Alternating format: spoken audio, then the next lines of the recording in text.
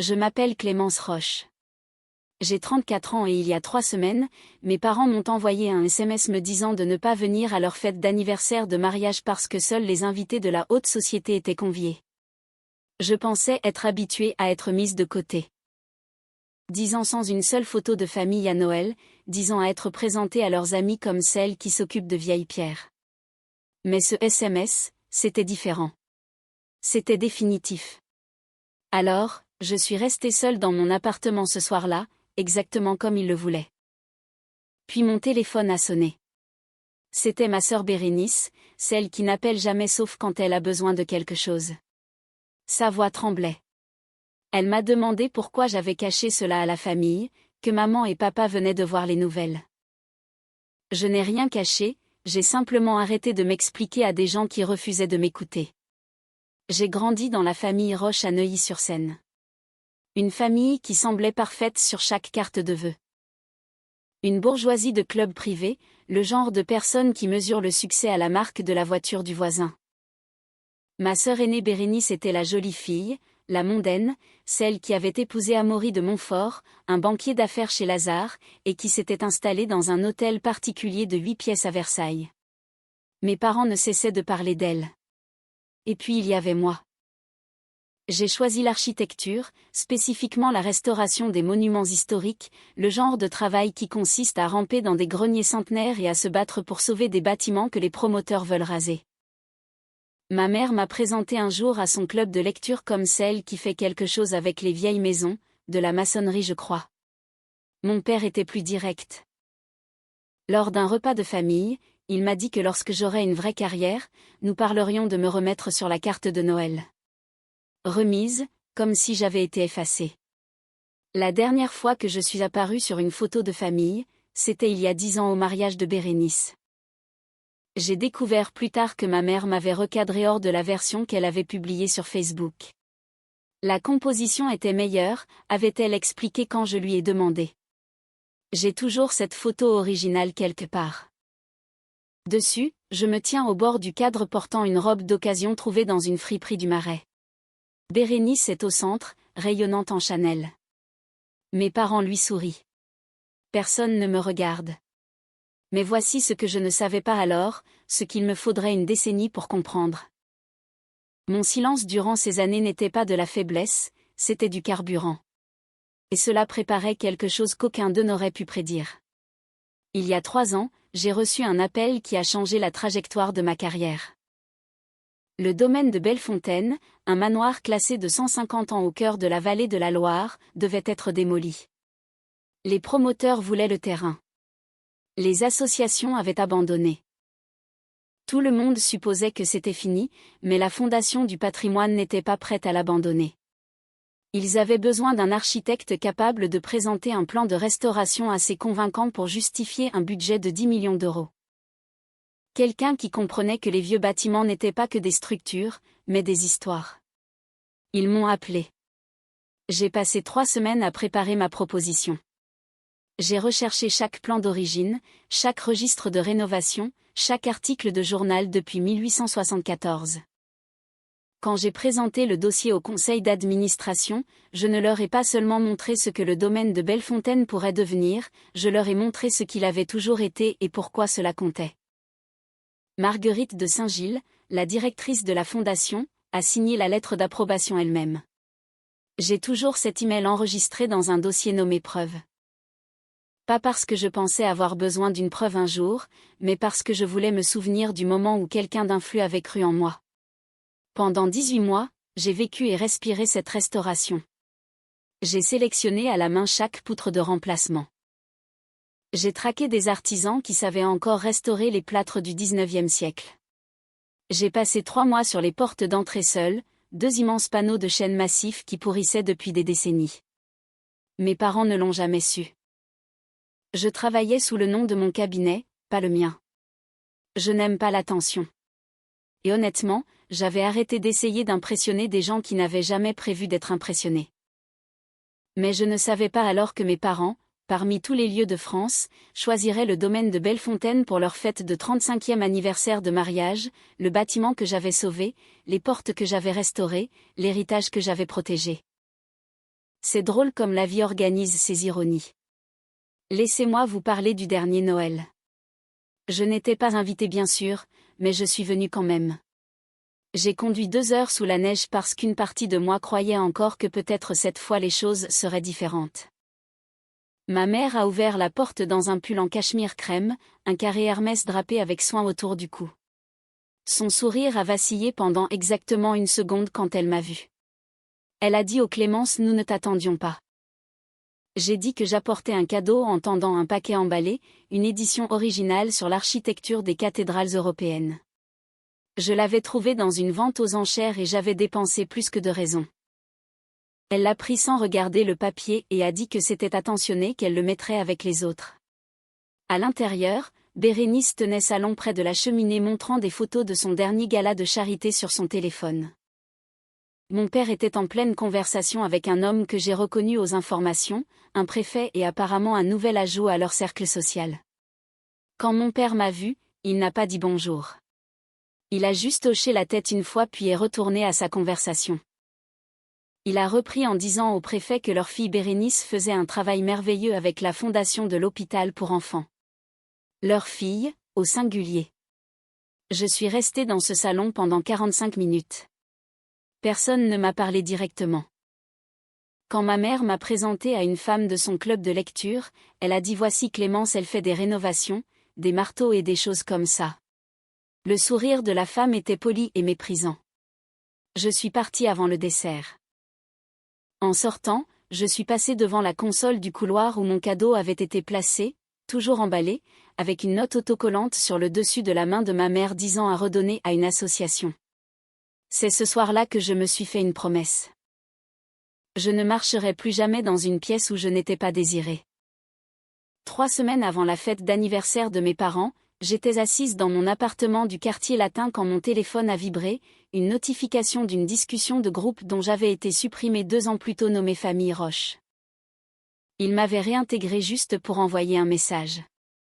Clémence ne vient pas à la fête d'anniversaire, seuls les invités de la haute société seront là, nous ne voulons pas avoir à expliquer ta situation, signé maman et papa.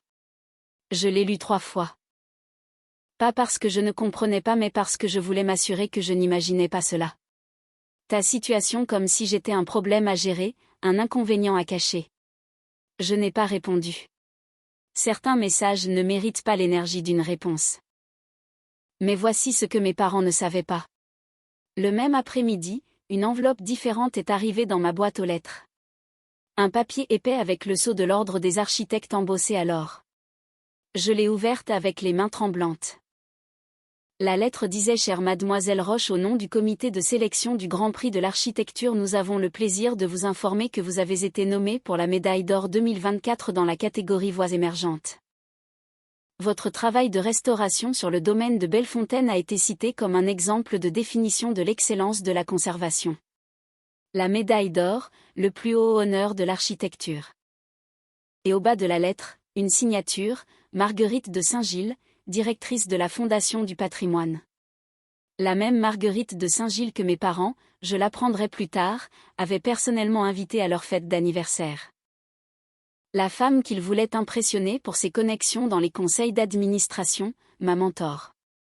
J'ai posé la lettre à côté de mon téléphone. Le SMS de ma mère brillait sur l'écran à côté, 2 lettres, l'une me disant que je n'étais pas digne, l'autre me disant que j'étais exceptionnelle. Les 2 arrivaient le même jour.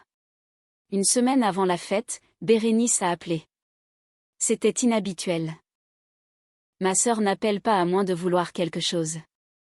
J'ai répondu quand même car les vieilles habitudes ont la vie dure. Elle a demandé comment j'allais d'une voix mielleuse, le ton qu'elle utilise quand elle est en représentation. J'ai répondu que j'allais bien et lui ai demandé ce qu'elle voulait. Elle a fait une pause et a dit qu'elle voulait juste que je sache qu'elle avait essayé de convaincre papa et maman de m'inviter mais que je savais comment était maman avec les apparences. Je n'ai rien dit. Elle a continué en disant que c'était probablement pour le mieux car je serais mal à l'aise avec ces gens de toute façon, qu'il y aurait des préfets et des dirigeants de l'ancienne banque de papa, que ce n'était pas vraiment mon milieu. Elle a ri légèrement en disant qu'elle me faisait une faveur. J'ai failli la croire. C'est le truc avec Bérénice, elle manipule depuis si longtemps qu'elle s'est convaincue que c'est de la gentillesse. Alors elle a demandé ce que j'avais fait dernièrement, si j'avais quelque chose d'excitant à raconter. Elle cherchait des informations à partager à la fête, probablement pour prouver qu'elle gardait toujours contact avec sa sœur à problème. J'ai dit rien de spécial, juste le travail, toujours le truc des vieux bâtiments. J'entendais sa déception. Prends soin de toi, a-t-elle dit en ajoutant de ne pas prendre l'histoire de la fête personnellement car ce n'était vraiment pas à propos de moi. Mais c'était à propos de moi. Ça a toujours été à propos de moi, spécifiquement pour s'assurer que je reste invisible. J'ai appris plus tard que Bérénice n'avait pas du tout plaidé pour mon invitation. C'était elle qui avait suggéré à notre mère que je serais trop gênante à ces événements et que ce serait plus facile pour tout le monde si je ne venais pas. Mon père a appelé 3 jours plus tard. C'était encore plus inhabituel. Hubert Roche ne passe pas d'appel, il émet des ordres. Il a dit qu'il comprenait que j'avais reçu le message et que la liste des invités était définitive. J'ai attendu qu'il dise autre chose, une explication peut-être. Au lieu de cela, il a cité les noms des partenaires importants qui seraient là. Il a soupiré et j'ai entendu des années de déception dans ce son. Il a dit que si j'avais fait d'autres choix de carrière nous n'aurions pas cette conversation, qu'une femme avec mon intelligence aurait pu faire n'importe quoi, le droit, la médecine ou la finance au lieu de jouer avec de vieux bâtiments. Jouer, comme si ma restauration de 18 mois d'un monument historique était un passe-temps. La liste est définitive, ai-je répété. Il a ajouté qu'une femme de la Fondation du patrimoine venait, une certaine Marguerite, et que ma mère voulait entrer dans son comité caritatif donc il était important que tout se passe bien sans distraction. Sans distraction, ai-je répondu en raccrochant avant qu'il ne puisse m'entendre rire. 2 jours avant la fête, j'ai reçu un SMS de ma tante Patricia. Elle me demandait si tout allait bien car ma mère lui avait dit que je luttais contre des problèmes de santé mentale. J'ai fixé le message longtemps. Ma mère n'avait pas seulement fait une croix sur moi, elle avait créé une histoire de couverture pour mon absence qui la faisait paraître compatissante et moi brisée. Je suis allée sur Facebook et j'ai vu les commentaires sous une publication d'une amie de ma mère disant qu'elle était désolée pour sa fille cadette et que la maladie mentale était dure pour les familles. Ma mère avait aimé le commentaire. Je regardais mon appartement, mes prix d'architecture au mur, la pile de magazines spécialisés avec mes projets, l'email du Grand Prix ouvert sur mon ordinateur. J'étais nommée pour le plus haut honneur de ma profession et ma mère racontait aux gens que je ne pouvais pas fonctionner. Les mensonges ont besoin d'entretien, ils doivent être nourris jusqu'à ce que tout le monde oublie qu'ils sont une fiction. Mais les mythologies s'effondrent dès que la réalité franchit la porte. Le soir avant la fête, j'ai appelé Marguerite de Saint-Gilles pour confirmer le calendrier de l'annonce. Elle m'a dit que l'annonce serait publique le lendemain soir, le jour même de la fête de mes parents. Elle m'a aussi annoncé que la Fondation avait approuvé une nouvelle subvention de 500 000 € pour la restauration d'un palais national à Paris et qu'il voulait que je dirige le projet. J'ai dû m'asseoir. Elle m'a demandé si ma famille allait fêter cela avec moi car ils devaient être fiers. Ils ont d'autres projets, ai-je dit. Elle a mentionné qu'elle assistait à une fête le lendemain au domaine de Bellefontaine chez les Roches. Le monde est petit, a-t-elle dit. Elle a ajouté que si je me trouvais libre, elle aimerait porter un toast à ma nomination en personne. Marguerite serait à la fête de mes parents dans mon bâtiment, entourée de gens à qui on avait dit que j'étais malade, et l'annonce qui prouverait le contraire tomberait à 19h30. Le matin de la fête, je me suis réveillée seule. J'ai fait mon café et me suis assise à ma table de cuisine entourée de mes livres d'architecture et des plans de Bellefontaine au mur. Mon appartement n'était rien selon les standards de mes parents, mais j'avais tout gagné moi-même. Instagram m'a montré la story de Bérénice se préparant dans une voiture noire avec une coupe de champagne. Une autre story montrait la façade de Bellefontaine décorée de fleurs blanches. Elle filmait les portes en chêne, mes portes, sans savoir que j'avais passé 3 mois à les poncer à la main. Ils allaient faire la fête dans un bâtiment plein de mes empreintes digitales et ils m'avaient dit que je n'étais pas la bienvenue. J'ai fermé l'application. La fête a commencé à 18h avec 150 invités arrivant en Porsche et en Jaguar. Tenue de soirée exigée. Ma mère accueillait les invités dans une robe Valentino Bordeaux. Mon père faisait du réseautage. Un invité a complimenté le lieu et a demandé qui avait fait la rénovation. Ma mère a balayé la question d'un revers de main disant que c'était un cabinet quelconque et que l'organisateur s'en était occupé. Bérénice posait devant la cheminée de marbre que j'avais sauvée. Marguerite de Saint-Gilles est arrivée à 19h avec une élégance sobre. Ma mère l'a repérée immédiatement. Marguerite a mentionné qu'elle avait un lien personnel avec ce domaine car elle avait travaillé étroitement avec l'architecte principal. Ma mère hochait la tête sans écouter. Marguerite a demandé si Clémence était là. Le sourire de ma mère a gelé une seconde avant de dire que je n'étais pas bien et que je n'avais pas pu venir. Marguerite a trouvé cela étrange car elle m'avait parlé la veille et j'avais l'air parfaitement bien. À 19h30, l'Ordre des architectes a publié l'annonce. En quelques minutes, les alertes ont sonné sur les téléphones. Un journaliste local présent a vu la nouvelle et a commencé à chuchoter que l'architecte qui avait restauré ce bâtiment venait de recevoir le Grand Prix. Le nom de Clémence Roche a commencé à circuler. Les invités ont sorti leur téléphone pour voir l'article avec ma photo devant l'entrée du domaine. Une invitée a demandé à ma mère si c'était sa fille. Ma mère a bégayé que ce devait être une autre Roche, que sa Clémence travaillait dans le bâtiment, pas dans l'architecture. Mais l'article citait mes origines de Neuilly et ma citation sur le fait que mon travail parlait plus fort que mes mots car dans ma famille ma voix n'était jamais entendue. La pièce est devenue silencieuse. Mon téléphone a sonné à 19h52. C'était Bérénice, furieuse, me demandant pourquoi j'avais caché cela et disant que j'étais embarrassante car tout le monde posait des questions. Elle a dit que c'était la soirée de papa et maman et que je l'avais accaparée. J'ai répondu que je n'avais rien fait d'autre qu'exister et travailler. Elle a raccroché en criant. J'ai mis ma robe bleu nuit et ma montre Cartier achetée avec mon premier gros contrat. Je ne suis pas allée là-bas pour me venger mais parce que ce bâtiment était le mien. Quand je suis arrivée, le domaine brillait de mille feux. J'ai touché le grain du bois des portes à l'entrée. Je suis entrée et 150 personnes se sont tues. Ma mère a manqué de lâcher son verre. Je me suis avancée vers eux. J'ai dit calmement que j'avais reçu le message et que je savais que je n'étais pas invitée mais que ce bâtiment était mon projet, 17 mois de ma vie. Mon père a essayé de dire que ce n'était pas le moment pour un drame familial. J'ai répondu que je n'étais pas là pour gâcher leur fête mais parce que cet endroit comptait pour moi même si je ne comptais pas pour eux. Ma mère a essayé de bafouiller qu'il voulait que je sois là mais qu'il pensait que je serais plus à l'aise à la maison. J'ai répété le mot à voix haute devant tout le monde en rappelant qu'elle avait dit que j'étais mentalement instable. Marguerite de Saint-Gilles s'est avancée et a pris la parole devant toute l'assemblée. Elle a raconté comment j'avais sauvé le domaine de la démolition avec une vision méticuleuse. Elle a annoncé officiellement ma nomination au Grand Prix et la nouvelle subvention de 500 000 € pour le Palais national à Paris. Les invités ont applaudi, une ovation réelle qui a fait trembler mes parents. Le préfet a dit à mon père qu'il semblait avoir oublié de mentionner une réussite assez significative. La mythologie de ma mère s'est effondrée en 90 secondes. Bérénice a essayé de m'accuser de tout ramener à moi mais les invités ont commencé à se détourner d'elle. Même son mari Amaury la regardait avec une expression de réalisation soudaine. J'ai dit à mes parents que je ne demandais pas d'excuses car j'avais passé 10 ans à essayer de me faire voir et qu'ils ne l'avaient jamais voulu. Je suis partie par les portes que j'avais restaurées. Quelques semaines plus tard, tante Patricia m'a appris que Bérénice et Amaury s'étaient séparés car ils s'étaient rendus compte qu'elle mentait sur tout, pas seulement sur moi.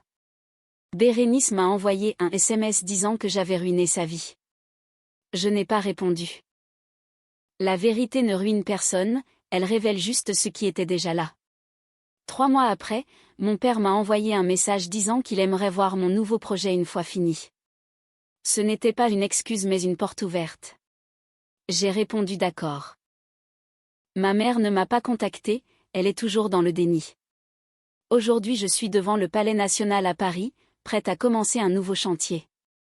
J'ai arrêté d'attendre que ma famille me voie et c'est là que le reste du monde l'a fait. Cette histoire nous rappelle avec force que notre valeur ne dépend jamais du regard de ceux qui refusent de nous voir, même s'il s'agit de notre propre sang. Le succès de Clémence n'est pas seulement professionnel, il est émotionnel car elle a réussi à se construire une identité solide loin des mensonges de sa famille. Parfois, le plus beau chef-d'œuvre que l'on puisse restaurer est sa propre dignité. La réussite est souvent la meilleure des réponses au mépris, mais elle n'est savoureuse que lorsqu'on la réalise pour soi-même et non pour prouver quelque chose aux autres. Avez-vous déjà vécu une situation où un membre de votre famille a tenté de minimiser vos succès par jalousie ou pour garder le contrôle sur votre image? Comment avez-vous réagi pour vous imposer et rester fidèle à vous-même? Partagez vos expériences dans les commentaires, cela pourrait aider d'autres personnes dans la même situation.